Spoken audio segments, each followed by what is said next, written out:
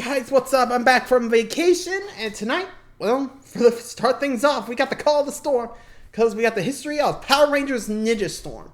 I think this is actually the season that actually got me watching Power Rangers. Well, that and Dino Thunder, but I think I delved more into it once Dino Thunder came around. Or, I don't know, it's either this one or the next, but yeah, like I said, this is around the time I started watching the show, so this is going to be interesting to say the least. Well, without any further ado, be sure to like, subscribe for more. Hope you guys enjoy it. Let's hop into the storm and see the history of Power Rangers Ninja Storm. And now it's time for another edition of Weirdest Martial Arts Techniques Ever! Okay, so it's definitely Ninja or Dino Thunder, because I don't remember this. Welcome, my friends, to Power Rangers Ninja Storm. Here we go. Hey, remember what I said last time about not wanting to discuss depressing real-world stuff involving Power Rangers actors? Yeah. The Red Ranger of this season, Pua Magasiva, tragically committed suicide in 2019. This is a terrible enough tragedy as it is, but the details are even worse, as revealed later in the year that he had been convicted of domestic assault against his wife, and he was clearly struggling with mental health issues. Like with Ricardo Medina Jr., these things are terrible, and I hate even having to bring them up, but not doing so tends to hang over the video, and it's just bound to happen. When a show has been going on for decades, so many people coming in and out with the rotating casts, there will be some tragedies and terrible things as part of it. But we're not here to dissect real life involving the actors. We're here to be glorified Wikipedia, dang it. Let's talk about the show itself. And some of the original plans for Ninja Storm. As I stated at the end of the last video, Disney intended to end Power Rangers and just show reruns for syndication, like many of the shows it had acquired from Saban. However, it was suggested that if production was moved to New Zealand, it would save money while still allowing the show to continue, at least for another season. Before the switch to New Zealand occurred, writer and director Amit Bhaumek started making plans for something that would be incredibly awesome, but also rather fanficky. Bear in mind that some of this information comes from years after the fact, so it's possible the history has been revised a bit as memories change, and creators who have talked about it have become more distant from the original pitches. Bhaumek's plan has been dubbed the Hexagon. The idea was a large organization or academy uniting various Power Rangers teams together under one central group. The name stems from how the United States has the Pentagon, a 5-shaped building that serves as the headquarters of the Department of Defense. In this case, it would be a 6-sided building representing how Power Rangers teams tended to have 6 members. Essentially, Tommy would return as the head of this Justice League of Power Rangers, or however you want to call it, and it would in turn feature other veteran Rangers in supporting cast roles or cameos. Our 3 new main characters, the Ninja Storm Rangers, would be new recruits sent out on away missions to various locales to fight off new and returning villains, including Prince Gasket, Scorpina, etc. Characters that never really had an on-screen resolution to what happened to them. The Red Ranger would be revealed as the main villain's son and would be turned evil. Keeping with the Sentai footage from this season, Hurricaneger, there would be 2 Rangers who opposed this union, acting as kind of an anti-authoritarian group that didn't want all the Rangers operating under one leader, instead that they should be independent groups, and mentored by Jason apparently. As it happened, this is related to what I talked about in Forever Red. Jason made a remark saying that he recognized some of the Red Rangers, but not others. It's easy to read that line as him referring to Tommy, but the actual plan was a flashback in this season wherein he had met some of the others. The fighting between the 2 groups would have forced... So, I think if I get it right, I mean, we would get, like, Tommy as a mentor in, like, the next season, Dino Thunder. We all know the history at this point, but still, veteran Rangers making cameos. Again, something we get later with Super Mega Force, but still, if I saw that, I would have been like, this would be the Justice League of Power Rangers. But still, kind of glad they didn't go that route, and we got Ninja Storm. Though I wonder why it changed. Anyway. Force various Ranger teams to pick a side, a civil war between the good guys, and never have a united team of Rangers. Tommy would have also returned to being the Green Ranger, since the Green Ranger in this season has a very reminiscent suit to the Mighty Morphin outfit. though apparently the original notes listed the Green Ranger as a new character altogether, who would act as a deep cover operative depending on which faction he was with at the time. Tommy would have eventually become the main antagonist as he took things too far, and it would end with him seeing the error of his ways and disbanding the Hexagon. The idea was something of a clearing of the deck, end the continuous continuity and baggage from 11 seasons, and let season 12 do whatever it wanted. Much like in space, there were supposedly plans to resolve the Phantom Ranger's identity, where Terra Venture's advanced tech came from when the rest of the world didn't resemble it, a Wild Force team-up featuring Merrick, Zenaku, Jindrax, and Toxica, the former villains now apparently having a traveling carnival. As I said, some of these ideas may have been backfill that Amit Bhaumek supplied to fans later and not actually in the cards at the time. I'm going by what others have chronicled here.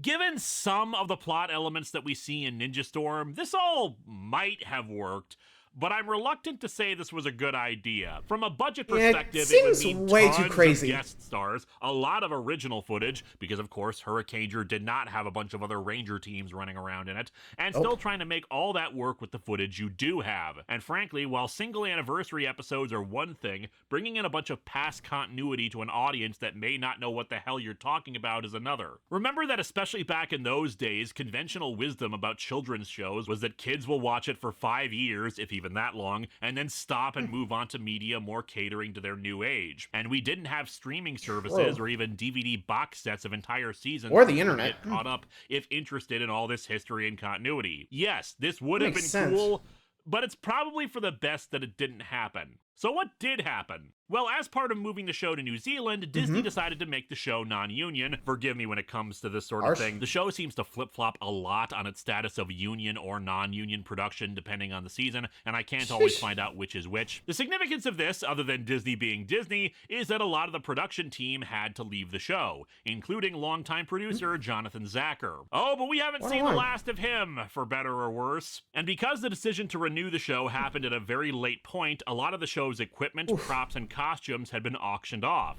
They did end up saving quite a bit after the renewal, but they still lost plenty, and thus couldn't necessarily recycle as much from previous seasons anyway. Still, despite losing several production people, they were also getting back several production people who had left in earlier seasons. Writers like Jackie Marchand, Doug Sloan, and Ann Austin, with the latter two also becoming producers. Still, the look and sound of the show is noticeably different because of the new production team and equipment. The change in equipment is less evident in this version of the video because I'm using DVD rips that have clearly had everything cleaned up and made better. However, in my original version of this video I made like a decade ago using TV rips, the sound quality was quite frankly garbage. It sounded like the audio was peaking a lot, there was distortion, just noticeably sounded worse than what had come before. If you're paying attention, you can probably still notice, but it's not as frustratingly evident as it was back then. But even in general, colors look a bit more saturated, background noise and sound effects are different, the music is... well, we'll get to that, but the point is that it's very apparent that this was made differently than past seasons. Some eras of television just have a look to them. Cinematography in a popular product tends to get copied and replicated throughout the rest of the industry. Ninja Storm definitely looks more early 2000s in its cinematography than Time Force or Wild Force did. It was apparently a popular misconception that this season was supposed to be completely free of continuity. Ann Austin and Doug Sloan made several comments while the show was being promoted that led people to this conclusion, along with a few lines of dialogue from the first episode. They were quoted as saying things like, "It's a new beginning," and "Power Rangers lost its luster after we left." The two never actively considered any previous series out of continuity, though, nor did they ever intend to be a series where Power Rangers never happened. Mind you, that dialogue I mentioned doesn't help, but people often need to give first episodes a little more leeway, since ideas and concepts developed for a first episode are sometimes discarded by the end of the series. Yeah, again, it's episodic, so it makes sense. There's no team-up episode with the Wild Force Rangers, severely disappointing for me, since after what happened in the finale last time, I wanted to see them reclaim their jackets and morphers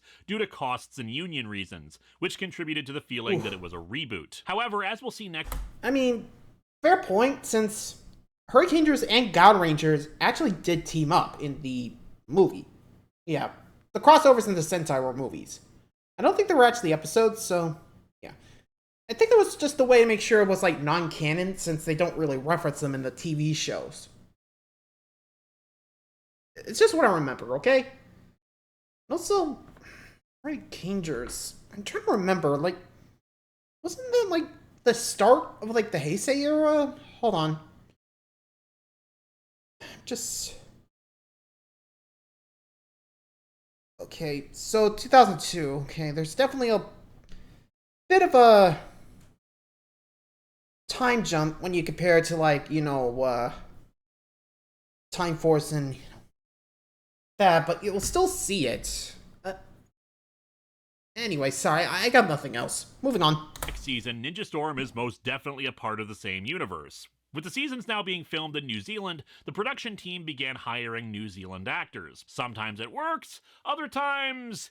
Not so much. Well, other times they try to hide their accents and it sounds really, really silly. Ironically, because of the violence in the show, Power Rangers was banned from airing in the country at the time. It's a funny old world, isn't it? The season begins with Prelude to a Storm, with a narration that gives away the plot, including a future spoiler, but I won't talk about that yet. Deep in the mountains, secret ninja academies train our future protectors. It's almost 20 years later with the remake of this video, still waiting on those ninjas to protect us already. Anyway, I can't show the full thing, but this becomes a new standard for almost every future season from here on out. A brief introduction to the plot of the show, even if it doesn't really need it or when it doesn't really apply anymore. For instance, this one mentions 3 who would become Power Rangers, and then when the amount of Rangers on the team expands, it still keeps that intro for the whole series. The theme song, it's hard to say how I feel about it. Well, I think there's actually a reason for that, and I'm gonna go back to the Sentai for a minute. So, let me put it like this. The 3 Rangers were, the original of the, Sentai, since they're the last 3 of the tribe. And if I remember correctly, yeah, they actually did, like, the roll call separately in the Sentai. It was like, Green Ranger was first, Shurikenja, since they're each different schools of, like, ninjutsu in there. There was the Thunder Ranger, the Gold Rangers, which we'll be seeing as Crimson Thunder and Navy Thunder, the brothers. And the final one was the Wind School with, Hurricane Red, Blue, Yellow. So yeah, like I said, you don't see, like, a full, like, roll call in the Sentai.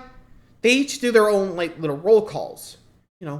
First Green, then the Thunder Brothers, Garajas, Kenzo, that. And then the Hurricanegers, do theirs. So I'm guessing that's why the narrators keep referencing the 3, since the 3 are the 3 from the school. And, well, like I said, it's in the Sentai. You'll see. Anyway. I really liked it all that much when I was watching the show. Sorry, I had to point it out. But afterwards, I started singing it to myself and listening to it again. There was a great fan edit that made it into a full-length song, and I really enjoy it nowadays. The one weird thing about it, though, is that the first time I heard it, I was reminded of a different song. Oh?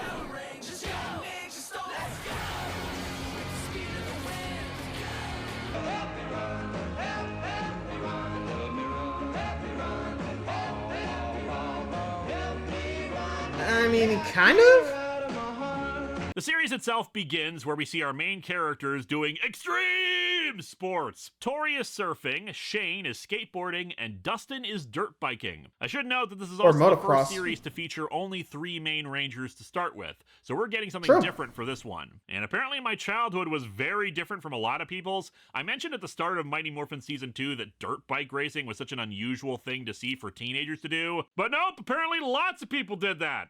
I don't know, maybe Minnesota is weird, and everywhere else in the United States there were official school teams using 4-wheelers and getting in dirt bike races, but it wasn't for me. The 3 are also already friends and are attendants of the aforementioned Ninja Academy. They decide to talk about how Tori is always the reliable one, whereas they're always late. That groups of people always have different personality types in them, citing the Power Rangers for some reason. Bear in mind that the number of Ranger teams with public identities is pretty low, so I don't know where they got that idea from, that Ranger teams have different personalities, unless they knew them already. You guys have to lay off the comic books, seriously. This is the line in particular that made people think this was a reboot. Why cite comic books for the Rangers unless they were fictional here? They reach the Ninja Academy. Well, this is before the Power Rangers comics we get. Other ninjas.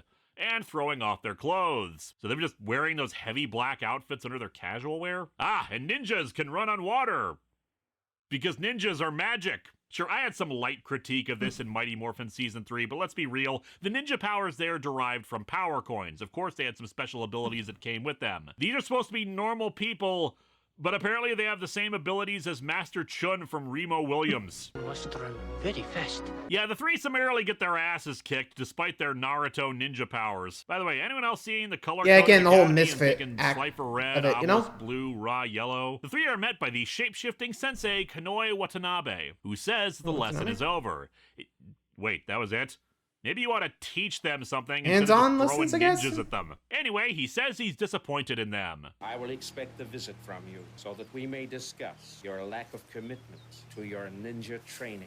These sort of situations kind of baffle me. Does this mean that if they had trounced the ones attacking them, he'd be berating said attackers instead? The three enter a magic portal to the Wind Ninja Academy. And yet you fail to see the importance of punctuality. Yes, it's important for them to be on time for them to get their asses kicked. We got a schedule to keep here. So, why is this called the Wind Ninja Academy when only one Again, of the Rangers Sentai, really harnesses wind, the power thunder, of air, while Tenku. the other two get different elements? Anyway, we also meet Cam, the sensei's son, who apparently decides to walk around the academy in casual clothes. A portal starts opening up over the academy. Oh god, the time holes from Time Force are back. Quick, somebody start shooting crystals! No, this heralds the that's return Lothor. of Lothor, the big bad of the season. The next day, the Rangers head out early to be there on time, but they stop to help a couple in distress, much to Shane's irritation. Lothor and his generals arrive at Yeah, the Shin's academy. gonna regret that later. Energy is strong in you. The dark side I sense in you.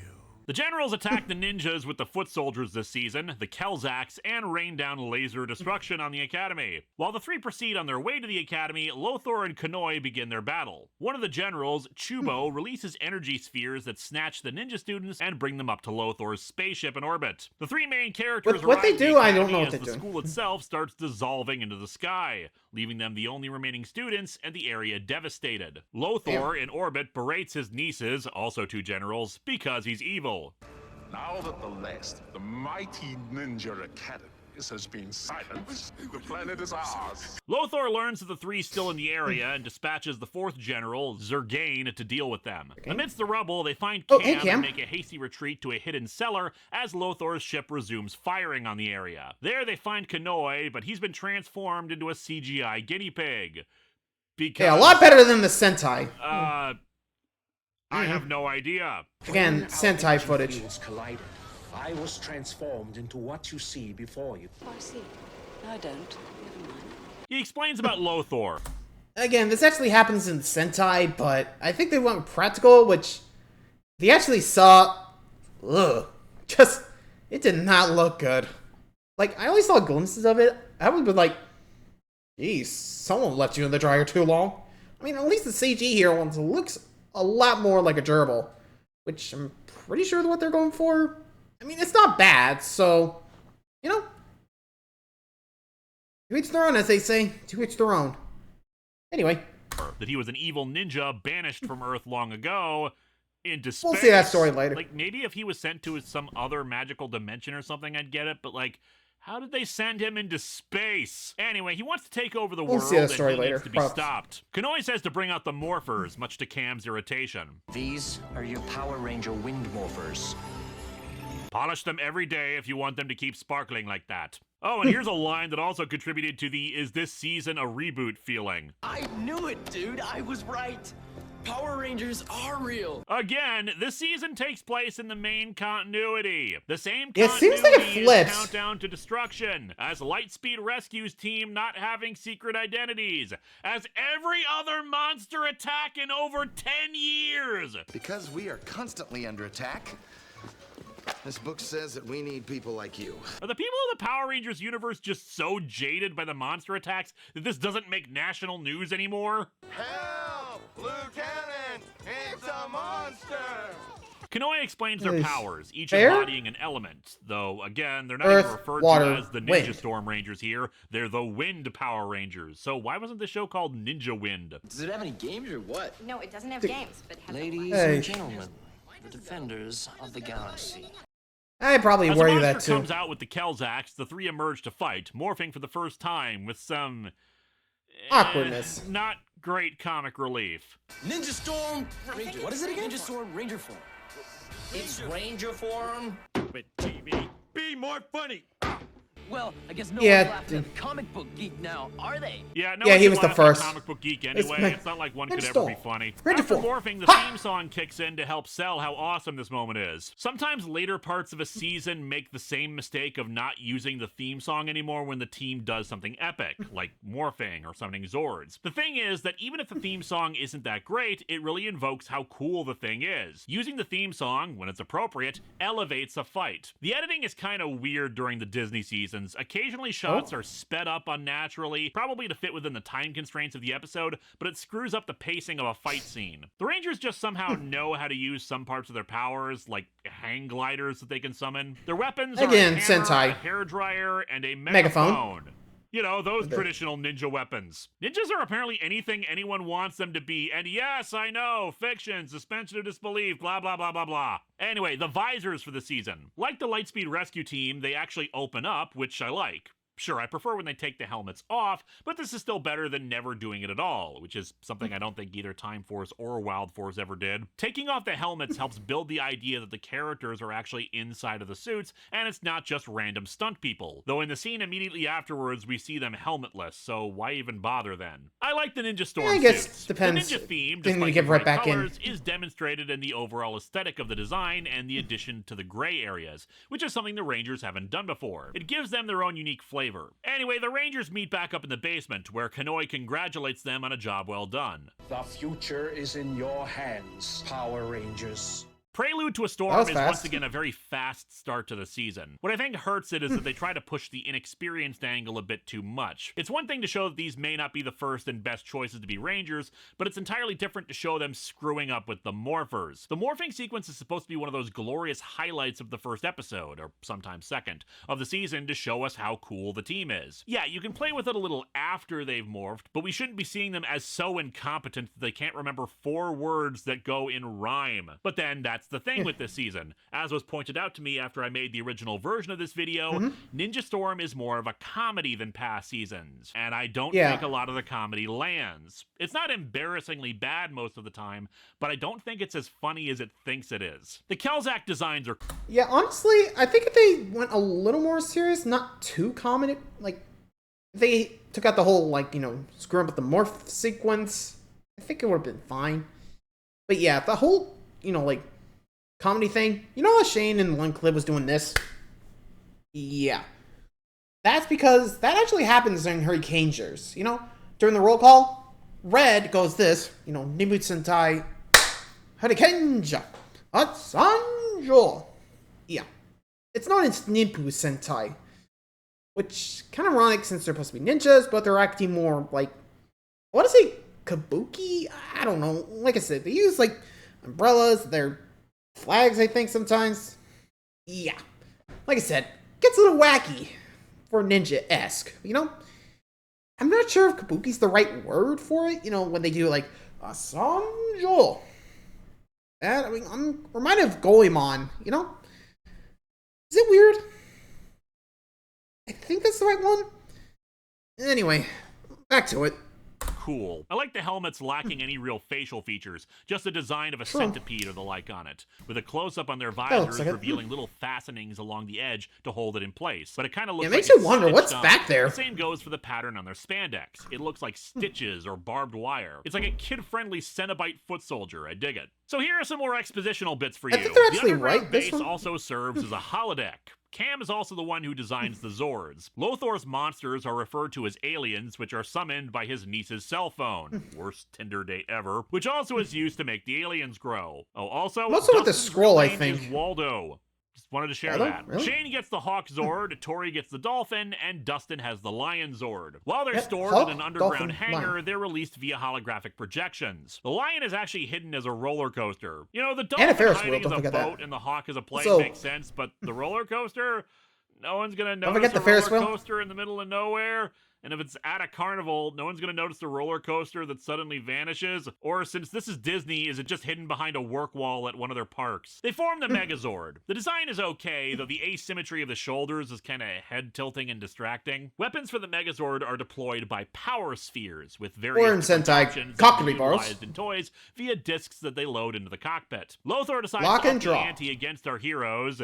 by summoning 2 Rangers of his own. And this is only the second episode. And there's the Thunder Rangers. Who cares about a duo of evil Rangers? The Megazord has a lightning mode that lasts 60 seconds and slims down a lot of the extra weight on the Megazord so that it can move faster. One wonders why this isn't the default mode instead of the cumbersome shoulder pads and whatnot. Anyway, in Looming Thunder, we're introduced to Blake and Hunter, adopted brothers who dirt bike on the same track as Dustin. Yeah, they're obviously the 2 new Rangers, the Thunder Rangers. Come on, I mean, what I like about this is Crimson that and Navy. Galaxy, every 6th Ranger introduced has started as an antagonist to the Rangers, both in civilian and morphed forms to varying degrees, whereas here we get it a little bit different. The 2 have different personalities. Blake is more friendly and talkative, while Hunter is a little cold and antisocial, and both come off as a little what happened to parents. Otherwise, they're not considered enemies or jerks right away. The Thunder Rangers themselves loom in the background until the 3-parter Thunder Strangers. Zergain recommends they hit the Rangers at the Stormcharger store where they work, but Lothor kicks that plan to the ground. A Ranger's power can only be destroyed when he's in his full Ranger form. Wait, you can only destroy them when they're at their most powerful? I mean, you could just shoot them in the What are they, Alucard? Civilian mode. I mean, come on, the series is already making up crap about ninjas, so stop pretending there's some deep philosophical reason why the Rangers can't be attacked in their civilian forms. Otherwise, why do you keep sending Kelzacs down to attack them? This, I think, is one of the attempts by the show's writers to make this show a bit more comedic than previous ones, but it's not silly enough to work like that. It comes across as a serious explanation for something that we've just kind of accepted at this point after 11 seasons. The Thunder Rangers finally make their attack on the 3. Hey, guys. Our heroes aren't even shocked by these 2 appearing. It's weird. After kicking the 3 around for a bit, the Thunder Rangers inexplicably decide to leave. The sensei says their fighting style matches those of the Thunder Ninja Academy, something confusing to the Rangers since they thought Lothor had captured all of the ninja academies. Is it just me, or does it seem weird at all that there are multiple academies that train apparently hundreds of students, and yet no one has heard about this until now? There are never any bitter dropouts or the like. And how useful are these ninja academies for defending the Earth if a single villain is able to take them all down this quickly? They had one job! The sensei does say that they're not being Power Rangers, what do you expect? And they're equally confused about why the Thunder Rangers didn't finish them off. Later, Zergain tries to finish off the Rangers himself, but Lothor recalls him because... Why? He's an idiot.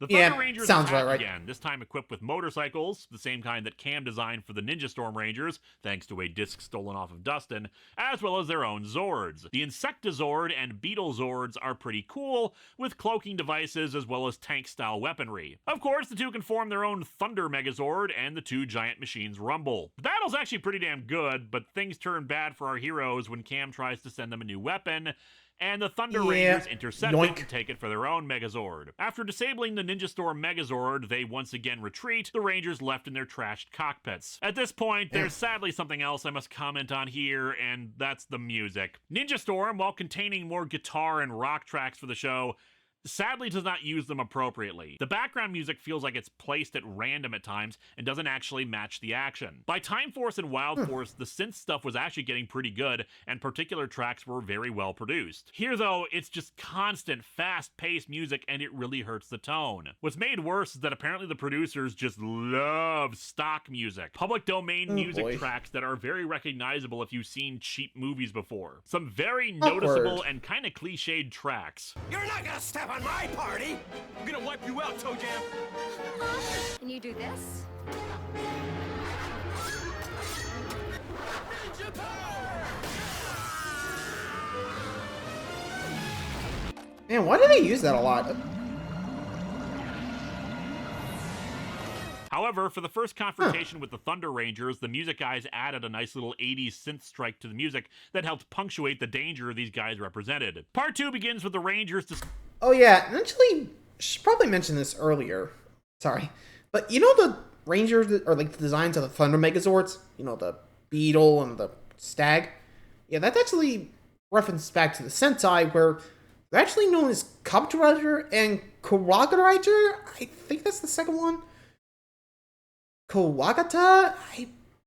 I'm not too sure I'm saying it right, but yeah. Basically, Beetle and, you know, Stag. Beetle. Like I said, I'm thinking that's how you say the last one, but I don't know. Actually, luckily I still have the this, just need a reminder of the name. Let's see here.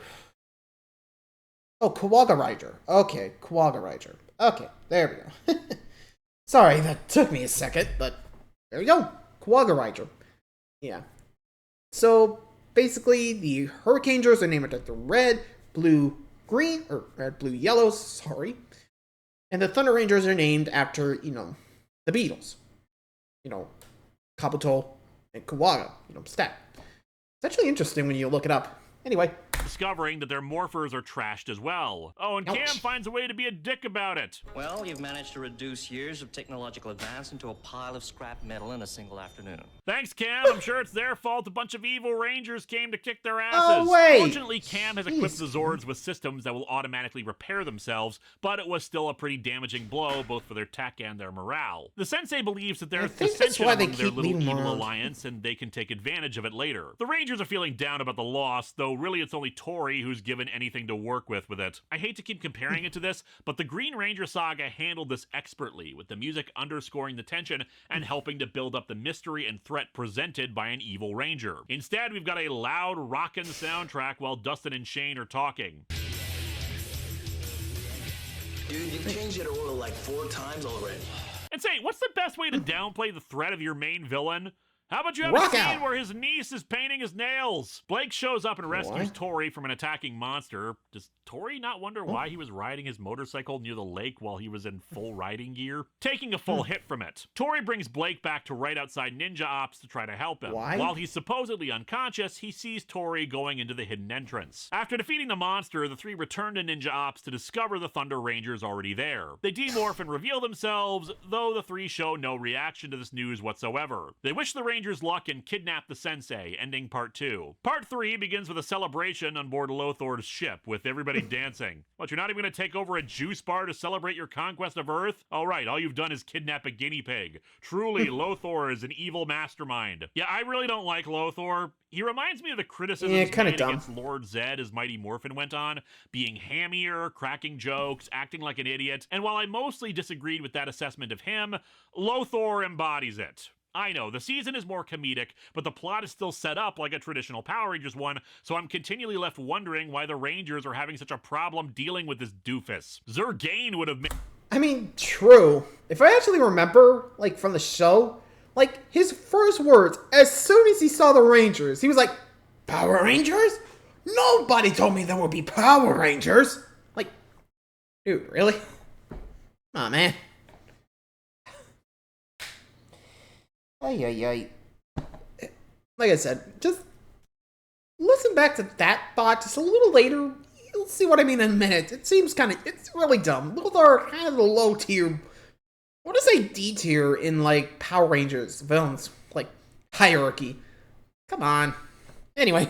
Made a better main villain, honestly, and he's sponsored by Monster Energy. The group tracks the Sensei to where the Thunder Rangers are taking him, the Mountain of Lost Ninjas, where it's said to have ninja ghosts and a cavern where they can break the energy orb that's currently protecting him. The ninjas talk with their captive guinea pig and exposit that he killed their adoptive parents. They run into ninja ghosts, allowing the Wind Rangers to catch up. The two groups call a temporary truce to fight off said ninja ghosts, but once they're defeated, Zurgane suddenly appears with his own Zord. Tori stays behind to fight him alone with the Megazord, while the other two chase after the Thunder Rangers. Tori defeats Zurgane with power spheres that come out of nowhere, but the Thunder Rangers get to the cavern first. The three get to them before they kill the Sensei, and the Thunder Rangers say it was Lothor who told them about what happened to their parents. You know, the villain who kidnapped all that was their parents and plans not to take over the world. Real trustworthy source there, guys. However, the ghosts have said here it is, and reveal that Lothor was responsible. Lothor shows up, but before he can take the Sensei himself, Hunter blocks his blast using the Gem of Souls, the crystal they were going to use to kill the Sensei. With the revelation of what happened, Blake and Hunter depart. Following that, we get a good filler episode that has great character development for Cam. We learn that he resents the fact that he didn't get chosen as a ranger. The Sensei explains that the reason why is because he made a promise after his mother died to not allow him to be put into the dangerous life of a ranger. With two fillers out of the way, the story makes you wonder, the does four-part Return of Thunder. Tori, deciding she misses Blake, borrows follows become Dustin's like a bike ranger? and heads out searching for him. Meanwhile, Blake and Hunter are contacted by Chubo, one of Lothor's aforementioned comic relief generals,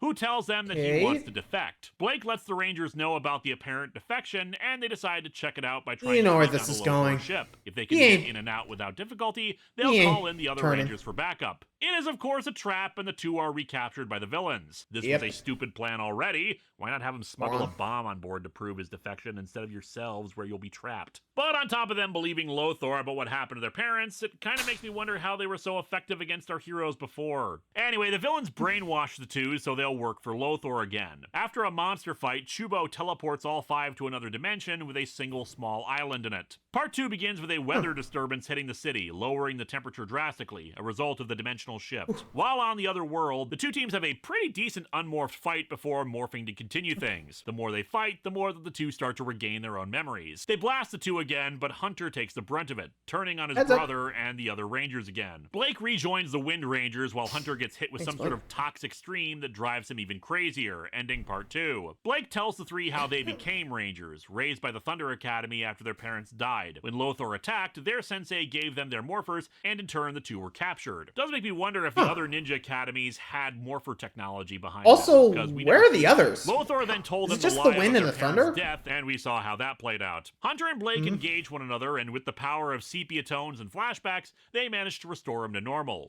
Do you know who we are?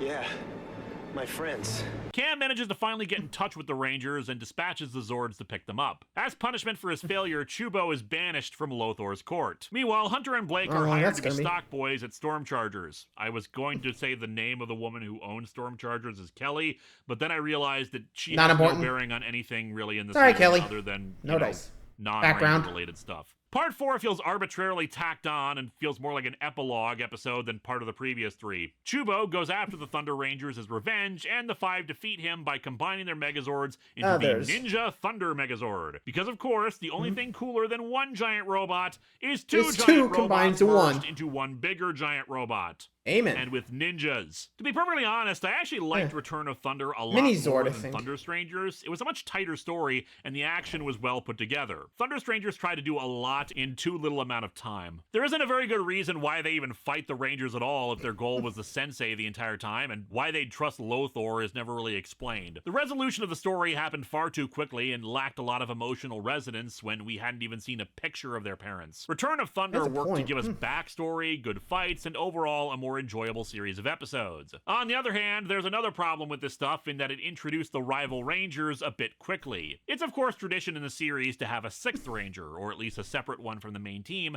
but usually they're introduced around a 1/4 of the way into the season, whereas in this case, they started almost immediately, not really giving the show a chance to experiment with the 3 Ranger concept for very long. For that matter, having the Rangers fight more than one evil Ranger could have probably lasted a lot longer than it ended up being. Still, I do understand that they're confined by the Sentai footage. Following 2 more fillers, another 3-parter hits. The Samurai's Journey. Cam once again demonstrates his martial arts prowess as well as his resentment over not being a Ranger, even if the team relies on him for his technology. Everything we're able to do is because of what you're able to do. It's not enough. I want to be part of it. At the end of Tori and Cam's talk, a monster appears, in a really good transition, and the 6th fight. Cam is held back by the Kelzaks, while the Rangers' powers are drained by the monster. The Rangers try to go out, and Cam gives them a temporary power increase so they can fight, even if it's only for a little while. The battle goes well for a bit, but after a Megazord fight, the 5 are out of energy. While they retrieve the sphere that contains their powers, they can't open it without something stronger. The sensei says there may be a way to help them, a power source in the distant past, but he's reluctant to share more. Cam realizes what the power source is and engages the Scroll of Time, which allows him to time travel into the past. While the portal is open, time keep an eye on that. is frozen, save for Lothor's ship apparently, but the portal is also temporary, so Cam needs to be quick about his journey, even though, like, he's in the past. Why would the relative time he's there make a difference when the Earth itself is frozen in time? But then why would Lothor's ship be unaffected? And I hate temporal mechanics. Cam arrives. Yeah, it seems really, really dumb. I'm just saying. You'll be surprised. And also, just keep in mind of what you're going to be seeing here, because I think it just screws up a little more story, and a little heads up. We get a backstory to Luthor here. You'll see what's up. arrives in the past and finds the younger version of his father. He also runs into his mother, who was the first female student at the Ninja Academy and trained in the art of samurai combat. Despite samurais being an entirely different thing from ninjas. This is like joining the Navy and learning how to drive a tank. Anyway, she has a pendant that's wanted by his uncle, who in turn turns out to be studying dark magic. There it is. After an awesome fight between Cam and the brother, Kia, Cam unlocks the power of the amulet and stops him. Kia, in turn, is banished. From this point forward, I will be known as Lothar. No! Cam, not being stupid, tries to tell them to destroy Lothar instead of banishing him, but he needs to return to the future due to dramatic convenience. Cam returns to the present not only with a new outfit, but also a new Zord, as the Green Samurai Ranger. Oh, yeah! So where the heck did he get that thing anyway? But yeah, the Samurai I guess that just Zord came is with the awesome, and amulet. even has a weapon made of a giant bee. My god. However, Lothar shows up to attack them with his nieces and Kelzax in tow. Before he can fight them, the sensei teleports the six back to Ninja Ops, courtesy of a new teleportation system Cam developed. With the six rangers together, they open the sphere and restore everyone's powers. The sensei explains that once a ninja is banished, they cease to exist, so Lothar isn't considered part of the family tree anymore. Seems more than a bit convenient to rob any of the emotional impact of this, but whatever. Lothar unleashes... Yeah, I'll admit, pretty dumb. Like, seriously, if you're going dark arts, like, I'll be real. If I learn someone's going dark arts and they're going that far, I'm like, execute them. I probably hear them out and like, okay. But then again, I guess Cam couldn't do much since, you know, not part of the timeline. But then again, he did get the amulet, which, now you think about it, why did he have to go back to the past just to get it? Like, wasn't it sometime in the future, or in the present? Or did it get me?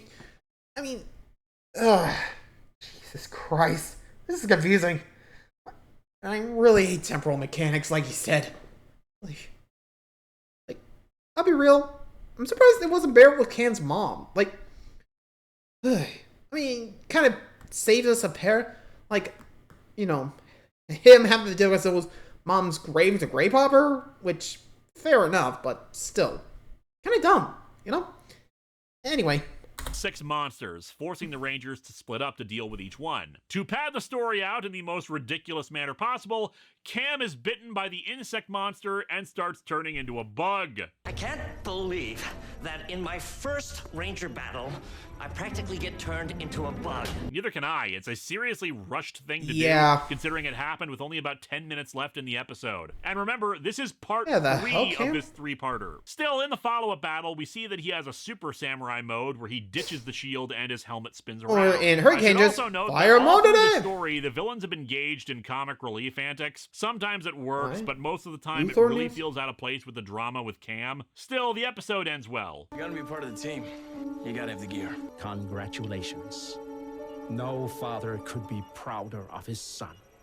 Weren't you trying to stop him? Where I talk about the team-up episode, but sadly, as again, I said, there is no team-up episode for this season. There were plenty of good story opportunities for it too. Jindrax and Toxica still being around opened up plenty of potential for follow-up. Still, I suppose with Disney watching the budget more and the entire change in continent where filming was taking place, yeah, this is before Disney owned the freaking world again, even if there weren't union issues on top of everything else. Anyway, with Cam's new duties as a ranger, you know, honestly, never really was a fan of Cam. Like, I mean, hearing back, kind of sounded really, really whiny. Like, sure, I get your top student, but come on, man. Really? You're really going to throw a hissy fit anytime they mess up? Come on, dude. Like, I mean, I hate to knock that guy, but still. Seemed kind of whiny to me. Like, was it just me, or did he sound whiny? Anyway. He creates a holographic construct of himself to work at Ninja Ops. For some reason, Cam programmed him to be completely obnoxious. Oh, yeah, and speaking of obnoxious, in a filler episode, Chubo gets restored because there wasn't enough comic relief villainy on board Lothar's ship. Shane gets his battleizer in a unique way this season. Instead of it being a one-episode, introduced at the last minute kind of deal, Shane assists an alien woman named Skyla in a 2-parter called Shane's Karma. The woman's species passes on their life force to another being when they start to die, and she's chosen Shane. Her power manifests in a very simple armored form that allows Shane to be quicker and stronger. Probably the most streamlined and best-looking battleizer so far, though it does not have sure a why it flight has mode fake that adds abs. wings. In the same episode, Lothor hires a bounty hunter named Vexicus to join up as one of his generals. Oh yeah, and at the end of another two-parter, Cam unlocks the Ancient Ninja electric guitar. I'm not kidding. Again, that's Shirley Kanger, my friend. Of Wild Stallions. That's Now, some of Radical! you are already getting ready to type out, but that's not a guitar, it's a shamisen. And you'd be absolutely right, but that's not how they present it, take a because listen. Power Rangers. Its official name is the Lightning Riff Blaster, and the music it makes sounds like an electric guitar. Don't blame me, I'm not responsible for the Americanization of Japanese stuff in Power Rangers. With, of course, the irony being that it's Americanization happening in New Zealand. And thus, with the... Actually, I don't think it's actually an American thing. I think they actually did that in Hurricanes. I'm not kidding. Like, or at least that's what I remember. I mean, like I said, I'm gonna have to look at some like Hurricanes or like Zord footage, but I'm pretty sure they actually did the same thing of like, come on. Yeah, again, the whole thing. Yeah, that's Hurricanes, not Ninja Storm. I think they kind of just went with it, stock footage and all. Anyway. Ancient Ninja electric guitar, they unlock the Mammoth Zord, which is kind of the Titanus for this season. The two-parter adds yet another general to the mix, an ancient warlord named Shimazu, and a robotic general named Motodrone. And of course, near the end of the series, I think I remember that was the original villain, but I'm not too sure. All three Megazords together.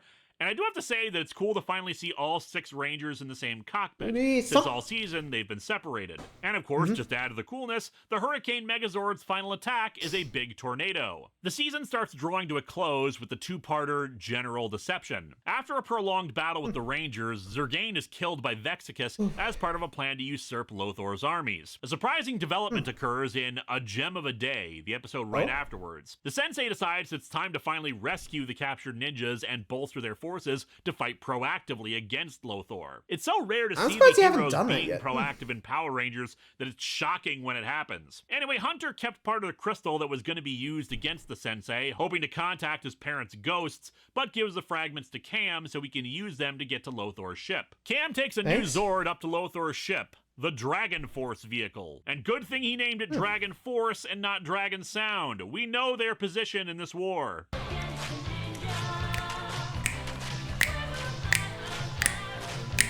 Cam makes it to the students, but Lothor intercepts him with a squad of Kelzaks and can't reach them. Motodrone is destroyed by Vexicus before he can alert Lothor of the plans the general has against him. Meanwhile, Lothor's nieces destroy Shimazu when he insults them, and reveals that they're working with Vexicus. Farewell, Shimazu and Motodrone, you were hardly worth mentioning. The season comes to a close in the two-parter Storm Before the Calm. However, in a double switch, it turns out the nieces are really working for Lothor, who has known all along his generals would be destroyed thanks to the Scroll of Destiny, prophetic texts that have revealed everything that has happened in the plot up to this point, save for the missing end of the scroll. Lothor's nieces disable the Samurai Star Megazord while the Thunder Rangers destroy Vexicus, but at the cost of their Zords. Lothor infects Cybercam with a virus that allows him access to ninja ops. But is it so wrong What's to it dream of a world where the ultimate evil rules over all those who inhabit it?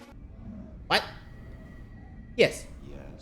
The nieces proceed to wreck ninja ops while Cam and the Sensei fight Lothor. It's a pretty impressive fight and surprisingly fast-paced, considering Lothor's costume has to be a little bulky. With ninja ops destroyed, Lothor blasts the Sensei away and kidnaps Cam, ending part 1. The Sensei is restored to his human form because magic, thanks, and Luthor. he explains that Lothor plans to open a portal to the Abyss of Evil with Cam's powers, allowing an army of evil forces to sweep over the Earth. Lothor turns on his nieces, thinking their newfound evil means that they'll eventually betray him later. Blake and Hunter head out in the Dragon Force vehicle to Lothor's ship to once again try to free the ninjas, to strike at the villains, if you will.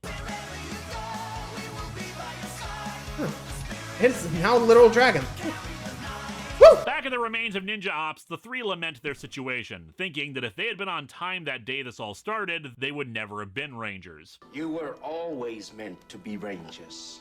Turns out he has the last piece of the Scroll of Destiny, which reveals crude drawings of the three. And this was the thing that was mentioned at the beginning of every episode of the show, so why did you wait till now for this? While the scroll doesn't reveal who's going to win in the end, it does give the three some hope that they're the right ones for the job. While Lothar heads out in a new Zord to finish opening the portal, Blake and Hunter head through Lothar's ship for Cam and the ninjas. To make matters worse, Lothar has set his ship to self-destruct. Cam says they have to rescue the nieces since they're family to him. Yeah, who was their parent exactly? The ninja students are freed, and all the Rangers beat a hasty retreat thanks to Cam's teleport as Lothar's ship blows up. The other Rangers manage to destroy Lothar's Zord at the cost of their own Megazord, the release of power allowing the portal to open and release dozens of formerly dead monsters. The three fight valiantly until the arrival of the Thunder Rangers and a squad of Ninja Academy students. It's an all-out battle royale as they have to send all the monsters back into the portal. Lothar destroys Shane's Battleizer and takes on all five at once, easily sweeping through them. With Cam's Samurai Morpher, Lothar absorbs all their powers, but the Rangers fight on anyway. I have your Ranger powers. We may not be Power Rangers, but we still have power.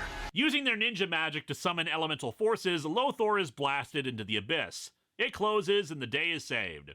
Ladies and gentlemen and others, the Defenders of the Galaxy. Our heroes have lost their Ranger powers, but hey, at least it was still in Samurai. The group is awarded graduation of the Ninja Academy, with some going their separate ways in their personal lives. But for Tori, Dustin, and Shane, they're going to stick around to teach the next generation at the Academy, which includes Lothar's nieces. A happy ending is nothing more than a new beginning. Besides, one should never break up a winning team. Ninja Storm is very much akin to Lightspeed in that it's a decent series, but a lot is holding it back. When it's good, it's really good. But when it's bad, it's painful. It struggled with multi-parters often wrapping up the main plot line fairly early, and then having something tacked on at the end or an additional entire episode when it shouldn't have been. It feels like they could have padded out the episodes to the proper length with character development, but no, let's turn Cam into a bug for 10 minutes. Often the stock music didn't help, but like the synthesizer music, it's something you got used to. And like Lightspeed, the villains are really kind of lame. Lothar is terrible. He's basically a male Divatox. His plans are moronic, he's easily distracted, and he never inspires fear when you look at him, but laughter. This is the guy that's supposed to be trying to take over the world. Our final boss. Someone we have to seriously believe he seems goofy. However, his demeanor never makes me think of him as someone to be fearful of, but more like a frustrated guy having to babysit his teenage nieces. Would you get that stupid thing off your face? You look like a luchador who used the wrong material for his mask. Having a comedic main villain is okay sometimes, but when the main characters are supposed to be afraid of him, it just creates a weird paradox that makes him look completely incompetent. Think back to Lord Zed. He had his moments of humor, but his eye was always on the ball of conquest, and the humor was more derived from his rage and incompetence. A lot of the time, Lothar seems perfectly content about his current situation and not owning the planet. Really, why does he even want to conquer the world? Before we figure out the Scroll of Destiny. The best of you? No. You wouldn't know what to do with it. Beyond shout at it. For crying out loud, in one episode, he gets upset that he doesn't get invited to an environmental conference. What the hell does he care about an environmental conference that even the news admits only has representatives from its own city that are only concerned about the environment in its own city? And yes, I know, originally it was a peace conference, but that still doesn't make any sense. Not even in the final episode did I ever see Lothar as a threat to the world.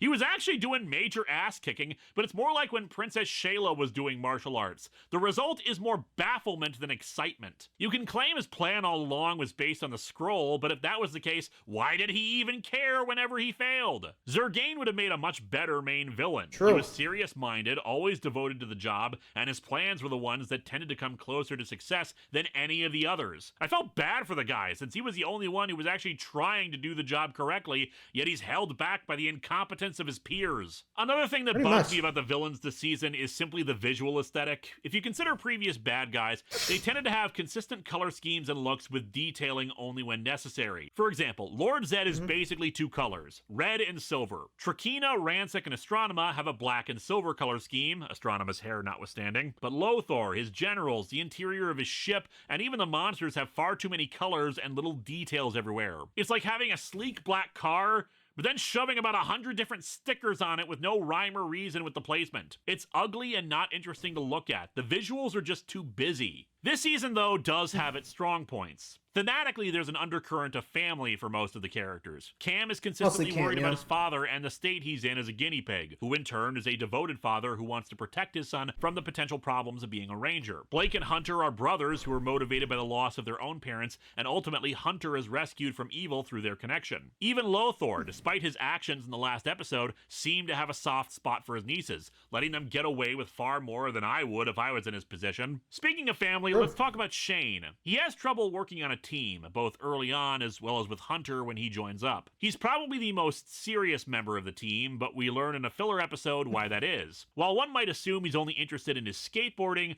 we learn that his family puts enormous pressure on him to take his life seriously, to work on getting a job and worry about his future and the responsibilities he needs to be embracing. What people don't realize is that he does know what's important, both for his future and where he is now. It's just when one has the fate of the world on your shoulders, you need to find ways of keeping your sanity in check, like through a sport. His older brother, a businessman, discovers his double life as a ranger, and instead of being a jerk or something about it like some TV shows would, he instantly understands and wants to help him. I don't know why I like that so much, but I do. Blake, I have to say, is not given much to do. Aside from his motivation and whatnot, it seemed the biggest factor of his character was his budding relationship with Tori. Nothing seemed to come from it, but clearly there was an attraction between the two. Like I said, the character was just average and there. Hunter is a little more standoffish than his brother and needed more time to be social, though he assumed the same level of blandness eventually. However, there is a gradual development that we see, where when he's first introduced, he's kind of rude. We come down from... You wouldn't have heard of it. Easy, bro. Anyone is why we don't have any friends. Yet later, there's a specific thing that he refers to his fellow Rangers as when he's freed from Lothor. Do you know who we are? My friends. My friends. Dustin is a very trusting nature, which gets him in trouble more than once. He's instantly friendly with people, but as a result doesn't think too far ahead about the consequences of his actions. It leads to him being a little vain at times, but in the end his heart is in the right place. He's kind of the doofier member of the team, cracking dumb jokes and getting lost about what's going on, but again, he's still a good guy and isn't selfish. There was a subplot I didn't mention in the main recap about how Dustin was kind of getting into a relationship with one of Lothor's nieces, but I didn't think it was going anywhere because she admitted to lying about the whole thing in the episode it was initially featured, but it was brought up again later, particularly at the end. Tori is probably the most competent fighter and most well-rounded person, but like the Thunder Rangers, it makes for someone who feels very generic and without personality quirks. She does get a very interesting episode later in the series where she's transported into a parallel universe where the Rangers are evil and Lothor and his generals are the good guys, and she gladly stands and fights against the evil versions, despite her inability to morph. That's pretty much it though, and while the episode is interesting, it's not as well developed as it should have been. We did get to see early on that Cam had martial arts training, plus his resentment over not being a ranger and feeling like he lacks respect makes him a bit more complex. He reminds me a lot of Billy during Zeo, a tech geek who could do so much more for the team but lacks the power to make it happen. I have to say, I found him to be my favorite character despite how rude he started off as. His desire to help the team was selfless, and his quest to find the samurai powers, at least the first 2.5 parts of it, were the best episodes of the season, especially when you see him meeting the younger version of his mother. The sensei is one of the weirdest and dumbest mentors ever. The problem is that if you don't actually have anything wise to write into the script, then don't try to play it up as wisdom, because otherwise you get really, really dumb lines like these. One who is lost in thought is still lost, son. Really? Yep. Pretty much. I'm lost. Remember, Tori, a conclusion is simply the place where you got tired of thinking. It's totally inapplicable to anything that's going on here. Yeah, I'm like, what? And it's dumb.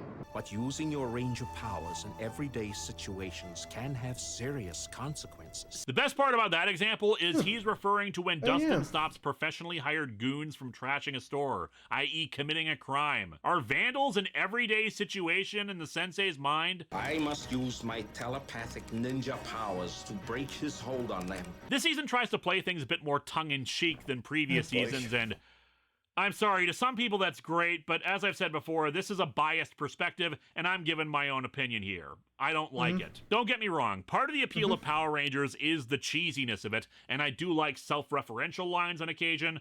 However, most of the jokes aren't funny, and this is the season where we really started playing up said bad jokes from the Rangers during fights.